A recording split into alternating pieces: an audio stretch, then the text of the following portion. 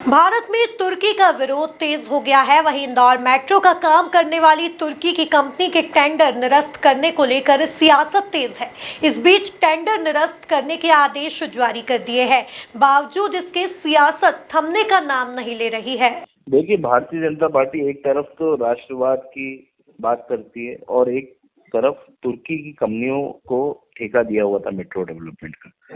ये हमारे परसों माननीय नेता प्रतिपक्ष उमंग सिंघार जी ने जब अपनी प्रेस कॉन्फ्रेंस में इसको उजागर करा, तो भारतीय जनता पार्टी के ऊपर प्रेशर बना और उन्होंने इस ठेके को मेरे ख्याल से निरस्त करने का प्रावधान आगे करा है। तो ऐसे ही विपक्ष जब भी अपनी सशक्त आवाज उठाता रहेगा तो सरकार को घुटने टेकना ही पड़ेगा। और यही लोकतंत्र की खूबसूरती है कि पक्ष और विपक्ष का खेल है। हमको देश को आगे बढ़ाना है, प्रदेश को आगे बढ़ाना है। जहां भी सरकार की कुछ नाकामियां दिखेंगी, विपक्ष अपनी मजबूती से आवाज उठाएगा। लगता है आने वाले वक्त में भी यदि तुर्की के पास, तुर्की की कंपनियों के पास इस तरह के कोई काम है तो उनको कैंसिल किया जाना चाहिए। जी बिल्कुल, पूरी स्क्रूटनी होनी चाहिए। जहां भी देश विरोधी लोगों के पास कुछ भी काम है, और सबसे पहले मैं इस बात में लाना चाहूंगा, देश विरोधी वो भी होता है जो देश के अंदर बैठे अपनी सेना की बेटी का अपमान करता है। तो सबसे पहले तो भारतीय जनता पार्टी को अपने गिरबान में झांकना चाहिए और इनके काबीना मंत्री जिसके ऊपर देशद्रोह का मुकदमा दर्ज है, उनको मंत्रिमंडल से बर्खास्त करना चाहिए और पार्टी से भी निष्कासित कर देना चाहिए। जब समझ में आएगा कि ये देशद्रोही की जो बातें करते हैं, इनका आचरण भी वैसा रखते हैं।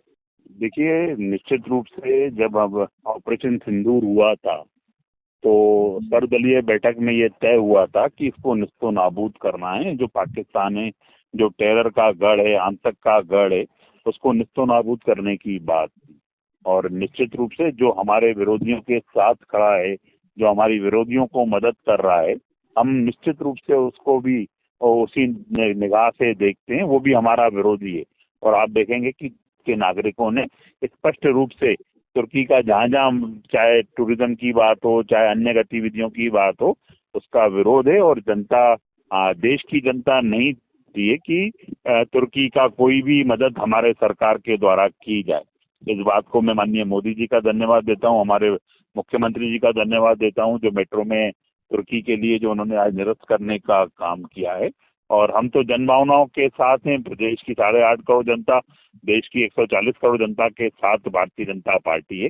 माननीय मोदी जी जनता के हितों के काम करते हैं, डॉक्टर मोहन यादव जी जनता के हितों के काम करते हैं। और यह फैसला निरस्त करना निश्चित रूप से जन भावनाओं में उत्साह, उमंग और संचार करेगा।